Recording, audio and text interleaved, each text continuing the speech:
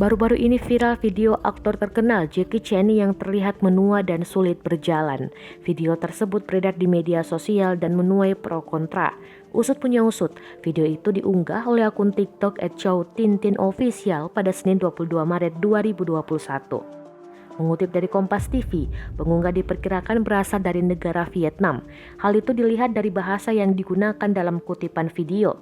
Kendati demikian, tak sedikit netizen Indonesia yang mengomentari unggahan tersebut. Video itu mendapatkan lebih dari 23.000 komentar. Netizen lain menanggapi tidak rela Jackie Chan sudah setua di video. Tak sedikit pula netizen yang mempertanyakan unggahan video tersebut apakah dari film atau bukan. Setelah ditelusuri, unggahan yang ramai di berbagai media sosial tersebut merupakan cuplikan dari film tahun 2017 berjudul Namia yang dibintangi oleh Jackie Chan.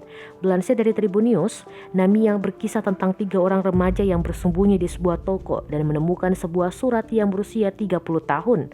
Dalam surat tersebut terungkap pemilik toko yang bernama Yuji Namia. Dia terbiasa menerima surat dari penduduk. Para penduduk mengirimkan permintaan saran tentang masalah kehidupan yang mereka alami. Nantinya, Namia akan membalas surat tersebut.